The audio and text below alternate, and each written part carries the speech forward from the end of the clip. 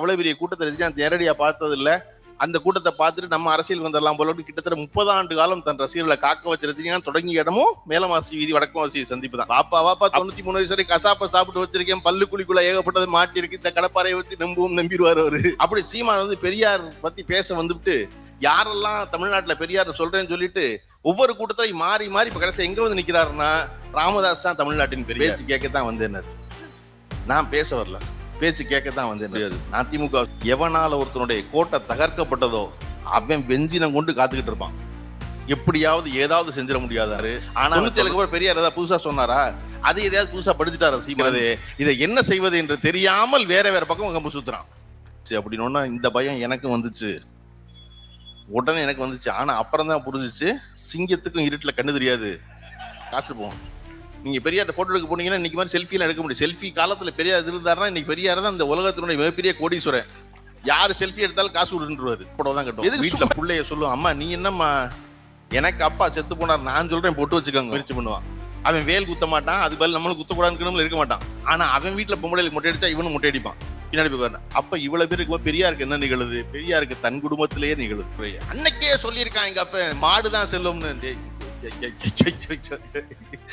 திருக்குறளுக்கு 8000 சொச்ச விளக்கு எழுதியிருக்காங்க, இந்த விளக்கத்தை நான் கேட்டதே இல்லையே நினைச்சேன். மாடுங்கிறது செல்லும்னு சொல்லிக்காரு வள்ளுவர். சப்ஸ்கிரைப் பண்ணி பெல் பட்டனை பிரஸ் பண்ணுங்க, உங்க நண்பர்களுக்கு ஷேர் பண்ணுங்க. நம்முடைய வீடியோ உடனுக்குடன் வர ஆல் பட்டனை பிரஸ். திராவிட மாணவர் பேரவை சார்பில் நடத்தப்படும் பெரியார் ஒருவர்தான் பெரியார் என்ற கூட்டத்திற்கு பெருந்திரளாக கூடி வந்து இருந்து நின்று கால் மாற்றி கால் காத்திருந்து இந்த கூட்டத்தில் கலந்து கொள்ளும் உங்கள் அனைவருக்கும் முதலில் நன்றி சொல்ல கடமைப்பட்டிருக்கிறேன். இவ்வளவு ஒரு திரளான கூட்டம் அமைப்பாளர் வந்து மேடையில் வச்சு அண்ணன் தடுமாட்ட சுபி அண்ணன் வந்து திருப்பி கூப்பிட்டு நாக்காளி போட சொல்லுங்க அப்படிங்கிறாரு. அவர் மயிலாடுதுறையில் இருக்க நாக்காலாம் கொண்டு வந்துட்டான், 1000 சொச்ச நாக்காளி இருக்கு, 1000 சொச்ச நாக்காளியும் போட்டிருக்கனே, அது இதுக்கப்புறம் வீட்டுல தானே எடுத்து வரணும் அப்படின்னு. எனக்கு என்ன இது ஒரு கூடுதல் மகிழ்ச்சி அப்படின்னா, தொடர்ச்சியாக மதுரையில வந்து என்னுடைய கல்லூரி காலத்துல எந்த வேறுபாடும் இன்றி கூட்டம் கேட்டு வளர்ந்தவன் நான். பொதுவாவே பேசுனா மதுரைக்காரங்க அதிகமா வாயை பார்ப்போம், யாராவது 2 பேர் பேசினா வாயை பார்ப்பான். நீங்க தமிழ்நாட்டிலேயே மதுரைக்கு தனிச்சிறப்பு என்ன அப்படின்னா, ரோட்ல யாராவது 4 பேர் சத்தமா பேசினா சுத்தி 40 பேர் நின்றுவான், என்னமோ முக்கியமா பேசிக்கிட்டு இருக்காங்க கேட்டு போவோம் அதுக்கப்புறமா அப்படின்னு. அப்படி எந்த கட்சி வேறுபாடும் இல்லாமல் வந்து கலைஞருடைய கூட்டத்திற்கு போய் மறுவாரமே வந்து தாவண்ணா பாண்டியன் கூட்டத்துக்கு போய், அதுக்கு அடுத்த வாரம் வந்து RSSல ராமகோபாலன் பேசுற கூட்டத்துக்கு போய், அதுக்கு அடுத்த வாரம் ராமகோபால் கூட்டத்துக்கு நான் போயிருக்கேன். நான் தலையில என்ன எனக்கு இது கெட்ட பேர் ரொம்ப ஆச்சரியமா இருக்கும், யாரா ஒருத்தர் தலையில துணியை சுத்திட்டு உட்காந்து பேசுறாருன்னு. அப்படி எல்லா கூட்டங்களும் மாறி மாறி போய் கேட்டு, அதுவும் நேரு ஆளால சுந்தர விநாயகர் கோயில் இருக்கு, வடக்குமாசி வீதி மேலமாசி சந்திப்பு. அந்த சந்திப்புல தான் எல்லா பெரும் கூட்டங்களும் நடக்கும். அத்தனை கூட்டத்துக்கும் போயிருக்கேன். ரஜினிகாந்த் அவர்கள் முதல்ல லெகர் பெப்சின்னு ஒரு குளிர்பானத்தை வந்து திருச்சியினுடைய MP அடைக்கலராஜ் அவர்கள் வந்து ஏஜென்சி எடுத்திருந்தாரு. அப்படிங்கிறனால அந்த ஏஜென்சிக்கு வந்து வெளியிட்டு வந்து அதே இடத்துக்கு தான் வந்தாரு. அப்பதான் முதல்ல ரஜினிகாந்துடைய அரசியல் பயணம் தொடங்கியது. அவ்வளவு பெரிய கூட்டத்தை ரஜினிகாந்த் நேரடியா பார்த்தது இல்ல. அந்த கூட்டத்தை பார்த்துட்டு நம்ம அரசியல் வந்துடலாம் போல கிட்டத்தட்ட 30 ஆண்டு காலம் தன் ரசிகர்களை காக்க வச்ச ரஜினிகாந்த் தொடங்கிய இடமும் மேலமாசி வீதி வடக்குமாசி சந்திப்பு தான். அப்படி அவ்வளவு இடத்துல போய் கூட்டம் கேட்டிருக்கேன். எதற்காக அப்படி கூட்டம், எல்லா கட்சி கூட்டமும் கேட்பது அப்படின்னா, ஒரு கட்சி கூட்டத்துல கேட்டதுக்கு மறு கட்சி கூட்டத்துல பதில் இருக்கும். அப்படி இன்னைக்கு இவ்வளவு பெருந்திரளா இவர்கள் எல்லாம் வந்திருக்கீங்கல்ல, இதுக்கு வந்து காரணம் திராவிட மாணவர் பேரவை இல்ல. இந்த கூட்டம் இவ்வளவு திரளா இங்க வந்திருக்க காரணம் சீமான் தான். எனக்கு நல்லா தெரியும், இந்த கூட்டத்துல பாதி கூட்டம் இந்த சீமானுக்கு வந்திருப்பீங்கன்னு. சரி, அவர் என்ன நம்புறாருன்னா, நமக்கு இவ்வளவு கூட்டம் வந்திருக்கு, இந்த கூட்டம் பூரா நம்ம பேசுறதை கேட்டு நம்புது போல நினைச்சா, நம்புறது இல்ல, நீ எல்லாம் ஒரு ஆளு பேசிக்கிட்டு இருக்க பேசு அப்படின்னு பாக்குறது. அது நேத்து இவ்வளவு பேச்சு பேசினதுக்கு அப்புறமும் இஸ்லாமிய பெருமக்கள் எவ்வளவு பேர் கூடி வந்து நின்று உட்கார்ந்து இருக்கிறது இருக்கு இல்லையா. நீங்க பழனி பாபாவை இவ்வளவு ஆதரிச்சு பேசுறாரு சீமான் பேசுறது உண்மைனா, இன்னைக்கு ஒரு இஸ்லாமிய சமூகத்தை சேர்ந்த கூட வரக்கூடாது. ஆமாப்பா, சீமான் வந்து நம்ம கண்ணை திறந்துட்டாருப்பா, நம்ம போகக்கூடாது நினைக்கணும்ல. ஒரு அம்மா புர்கா போட்டு 3/4 மணி நேரமா நின்று என்ன பேசுறாங்க கேட்டு போயிடும் வந்திருக்குல்ல, அதுதான் என்னுடைய சிறப்பு. நீங்க பரவாயில்ல, அதுக்கு முன்னாடி ரொம்ப புள்ளையோட பரவாயில்லன்னு. என்னன்னா அந்த அம்மாவுக்கு என்னன்னா, ஏன் எனக்கு அந்த அம்மா ரொம்ப பிடிச்சிருந்துச்சு புள்ளையோட. என்னன்னா, இந்த புள்ள நாளைக்கு தப்பான பேச்சை கேட்டு எங்கேயும் போயிடக்கூடாது, இந்த இடத்துல வந்து கொண்டு வந்து வச்சுக்கோன்னு புள்ளைய தூக்கிட்டு இருக்கிறது இருக்குல்ல, அது ரொம்ப முக்கியம். வாப்பா வாப்பா 93 வயசு வரை கசாப்பை சாப்பிட்டு வச்சிருக்கேன், பல்லு குழிக்குள்ள ஏகப்பட்டது மாட்டி இருக்கு, இந்த கடப்பாறையை வச்சு நம்பிடுவார் அவரு. அவரு அப்படி ஒரு பெரும் கூட்டம் வந்து இவர்கள் வந்து எப்படி இவர்களை வீழ்த்துவது என்று தெரியாம இருந்த பொழுது மீண்டும் மீண்டும் வந்து யாரோ ஒருத்தனை வச்சு கிளப்புறதுக்கான காரணம் என்ன அப்படின்னா, ஒரு மனிதன் இறந்து இந்த கூட்டம் நடக்கும்போது இந்த கூட்டத்தை பத்தி அண்ணன் பேராசிரியர் சுபவீர பாண்டியன் அவர்கள் வந்து எனக்கு பேசினாங்க. எனக்கு பேசி இந்த மாதிரி கூட்டம் வச்சிருக்கு தம்பி அப்படின்னா, நான் வந்துடுறேன் அப்படின்னு உடனே நான் வந்துடுறேன் மயிலாடுதுறை இருக்கேன். அப்ப 2 தேதி 4ஆம் தேதி சீமான் பேசி முடிச்ச மறுநாளே வைப்பதா, ஒரு வாரம் கழிச்சு வைப்பதா அப்படின்னு ஒரு கேள்வி இருந்துச்சு. நான் சொன்னேன், என்ன அவர் என்ன பேரறிஞர் அண்ணாவா பேசுனது பூரா காலத்துக்கு ஞாபகம் வச்சுக்க போறது, ஒரு நாள் தான் மயிலாடுதுறை ஞாபகம் வச்சிருக்கோம், பதில் சொல்லணும்னா அடுத்த நாள் போட்டணும், நீங்க ஒரு வாரம் கழிச்சு போட்டா சீமானுக்கே ஞாபகம் இருக்காது அந்த பேச்சு. ஏன்னா சீமான் வந்து யூடியூப் பார்த்து பேசுவாரு. பாத்தீங்கன்னா போன தடவை பெரியார் யார் பெரியார்னு ஒரு கூட்டத்துல பேசிட்டு அதுல திருமாவளவன் வந்து அண்ணன் திருமாவளவன் தோழரை திட்டிவிட்டாரு.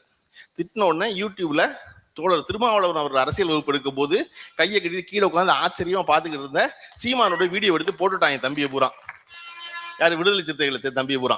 அதை பார்த்துட்டு நேத்து சீமான் இங்க வந்து ஆமாமா எனக்கு அரசியல் கத்துக் கொடுத்தவரதே திருமாவளவன் தான் எனக்கு பெரியார், அதனால அவர்கிட்ட படிச்சவன் நான் தான். ஏன்னா அந்த வீடியோ வெளியாயிருச்சு, இப்ப அந்த வீடியோ அடைக்கிறது. சினிமாவில் டிஸ்கஷன் நடக்கும்னா மொட்டை ஒரு கதையை ஆரம்பிப்போம் என்னன்னு இல்லாம ஆரம்பிச்சு ஒரு கதையை பேசிக்கிட்டு இருக்கும் பொழுது அடுத்த நாள் வந்து ரெஸ்டாரண்ட் வந்து ஆதாரத்தை அசைச்சிருவான். அசைச்சோன்னா என்னப்பா அப்படி, இல்ல தங்கச்சி இருக்க ஒருத்தன் எப்படி இப்படி நடந்துக்குவான், அப்படியா சரி அப்ப கதையில தங்கச்சி தூக்கிடு அப்படின்னு, தங்கச்சி இருந்தா தானே பிரச்சனை, தங்கச்சியே வேண்டாம் அப்படின்னு. அப்படி இந்த கதை நாளொரு ஒண்ணும் பொழுதொரு மேனியுமா திசை மாறும்.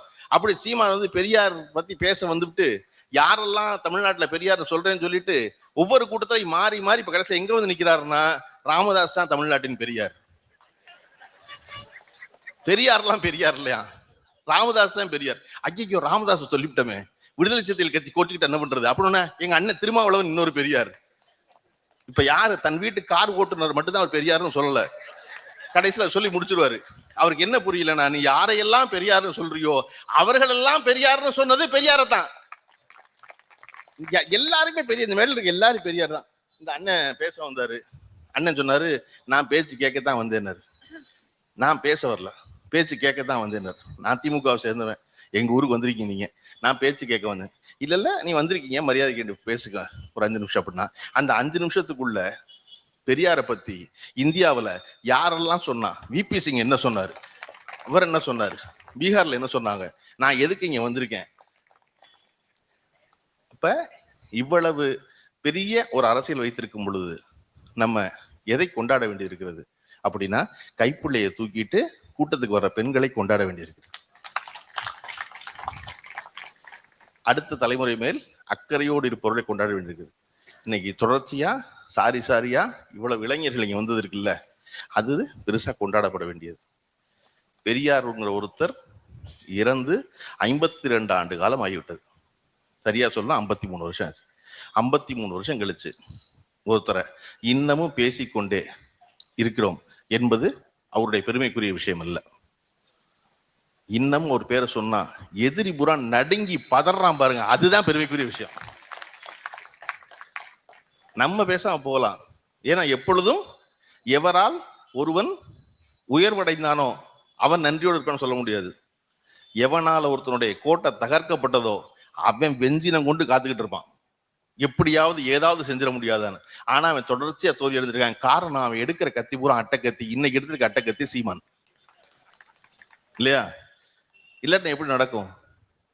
மாறி மாறி ஆட்சி. அவர் சொன்னார்ல, சிங்கராயர் பேசும்போது சொன்னாரு, வந்து திருமாவளவனிடம் பேசினார்கள், வேல்முருகனிடம் பேசினார்கள், இன்னைக்கு அவர் பேசுற மாதிரி பேசுங்க. எங்கிட்ட எல்லாம் பேசினாங்க, நான் யார்ட்டையும் சொல்லல, அவங்க இஷ்டத்துக்கு எங்கிட்ட எல்லாம் பேசினாங்க. அது ஏன்னா நீங்க நல்லா எந்தோட மோடியை திட்டுங்க, பிஜேபி திட்டுங்க, RSS திட்டுங்க, ஆனா 5 நிமிஷம் மட்டும் திட்டுங்க. அதுக்கப்புறம் 55 நிமிஷம் திமுகவையும் கலைஞரையும் திட்டுங்க. நீங்க அதனாலதானே பெரியாரை திட்ட வருகிற சீமான் பெரியாரில் திட்டுனீங்க. பெரியாரை திட்டுறாரு, பெரியாரை தொட்டு எங்க வந்து நிப்பாரு அப்படின்னா கடைசியில் வந்து கலைஞர் கருணாநிதி வந்து நிப்பாரு. ஸ்டாலின் வந்து நிப்பாரு, நீ பேச வந்து பெரியார தானே, நீ பெரியார மட்டும் பேசுவா. பழனி பாபா என்ன சொன்னார்? பெரியாரை எவெல்லாம் திட்டானோ அவனை நம்பாதுன்னு சொன்னார். அவர் என்னை போல் படித்திருந்தால், அதுக்கப்புறம் படிச்சிருந்தா அவர் என்னை மாதிரி திட்டிருப்பாரு. பழனி பாபா எப்ப செத்து போனாரு? எப்ப கொலை செய்யப்பட்டாரு? 97ல. பெரியார் எப்ப செத்து போனாரு? 72ல. 72ல 97 20 வருஷம் இருக்கு. 20 வருஷம் படிச்சிருப்பார்ல எல்லாத்தையும். பழனி பாபா இறந்ததுக்கு அதுக்கப்புறம் ஏதாவது பெரியார் புதுசா அதை எழுதினாரா? 97ல பழனி பாபா கொலை செய்யப்பட்டாரு. 97க்கு அப்புறம் பெரியார் ஏதாவது புதுசா சொன்னாரா? அது எதையாவது புதுசா படிச்சுட்டாரா சீமான்? அதுக்கப்புறம் படிச்சிருந்தா தான் நீங்க சொல்லணும், நான் பழனி பாபா படிக்காது நான் படித்தேன். யாரு படிக்காது நீங்க படிச்சு, ஏன்னா எங்க தான் இருக்கு அந்த லைப்ரரின்னு தெரியல இல்லையா? யார் பழனி பாபாவுக்கு தெரியாது, எனக்கு தெரியும் அப்படின்னு திரும்ப திரும்ப தொடர்ச்சியாக அந்த வண்டியத்தை எதை நோக்கி திருப்புறது அப்படின்னா வந்து திராவிடர் முன்னேற்ற கழகத்துக்கு எதிராக திருப்புவது. இவர்களுக்கு பதட்டம், அடுத்த தேர்தலில் இவர்களின் வெற்றி உறுதி செய்யப்பட்டு கொண்டே இருக்கிறது. இதை என்ன செய்வது என்று தெரியாமல் வேற வேற பக்கம் கம்பு சுத்துறான். ஒரு சர்க்கஸ்ல சிங்கத்தை முக்காலில உட்கார வச்சு சவுக்கால சொடுக்கிட்டு இருந்தான் ரிங் மாஸ்டர். பார்த்த எல்லா கூட்டத்துக்கும் இவ்வளவு பெரிய சிங்கம், காட்டுக்கு ராஜா, அத ஒரு முக்காலில உட்கார வச்சிடறாங்க ஒரு சாட்டையை வச்சுக்கிட்டு. என்னைக்காவது ஒரு நாளைக்கு கரண்ட் போகுது, கரண்ட் போனுச்சுன்னா சிங்கம் என்ன செய்யும்? மாஸ்டர் அடிச்சிடும் அப்படின்னு நினைச்சுக்கிட்டு கூட்டம் காத்திருக்கு. கூட்டம் காத்திருந்தது போய் ஒரு நாள் சர்க்கஸ்ல கரண்ட் கட் ஆயிருச்சு. கரண்ட் கட் ஆனா கூட்டமே ஓன்னு ஒரு சத்தம். ஏன்னா இப்போ கரண்ட் வந்துச்சுன்னா அவர் அடிபட்டுவார் சிங்கத்துல.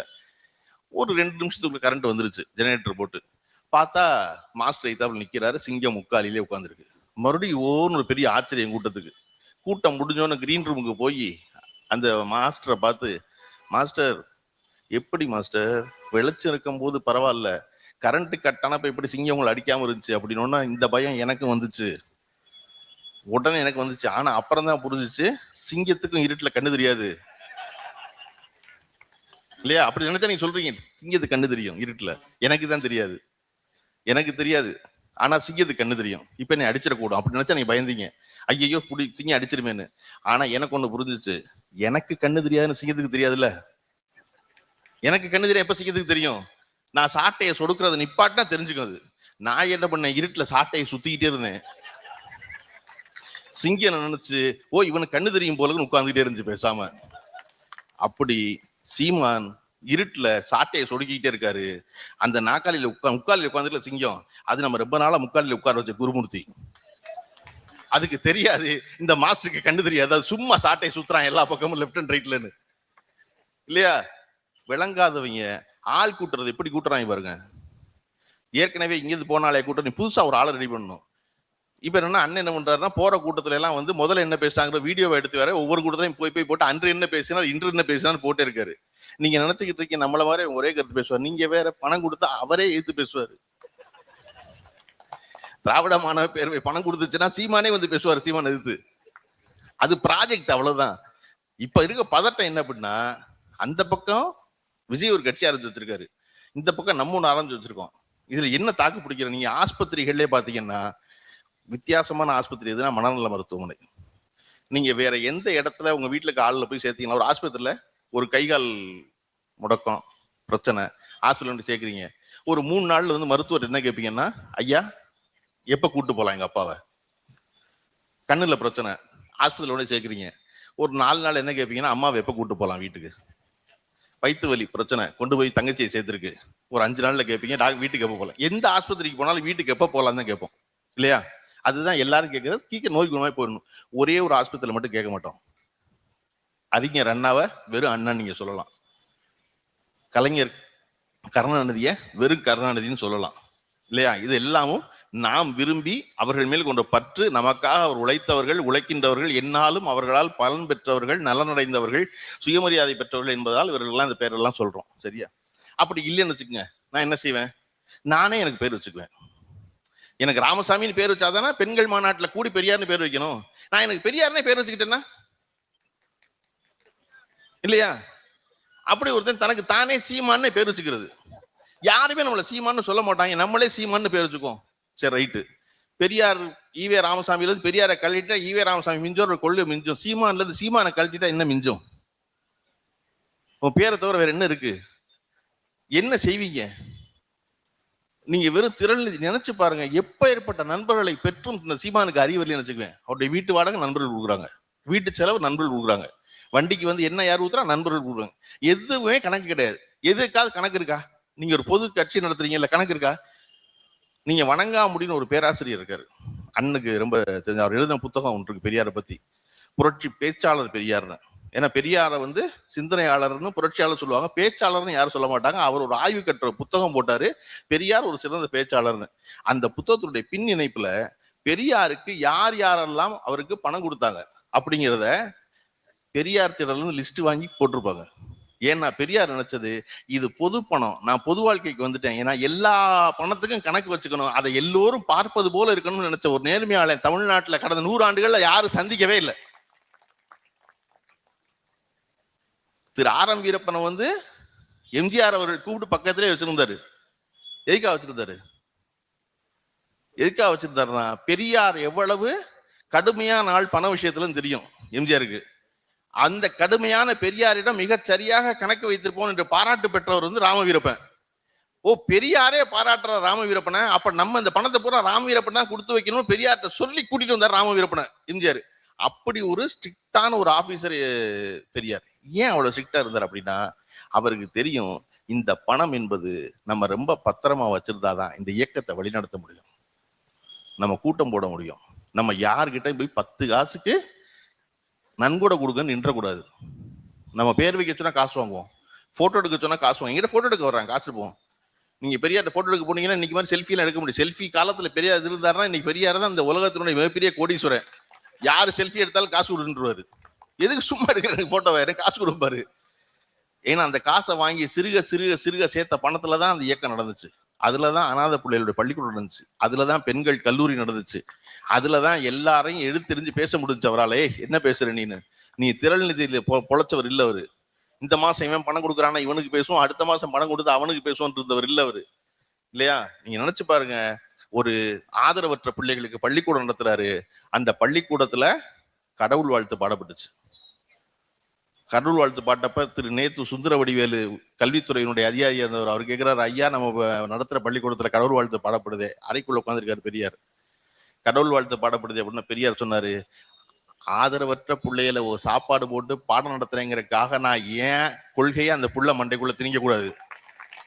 மற்ற பிள்ளையெல்லாம் எப்படி வளருமோ அப்படியே வளரட்டும், அதுக்கு அறிவு வளரட்டும், அறிவு வளர்ந்து அதுவே தெரிஞ்சு நான் சொல்றது சரின்னு நினைச்சா இந்த நாத்தியத்துக்கு வரட்டும், வரலன்னா சாமி கும்பிட்டோம். அவர்தான் நீங்க பேசிட்டு இருக்கீங்க இல்லையா? எப்படி ஒரு மனுஷன் இருக்க முடியும்?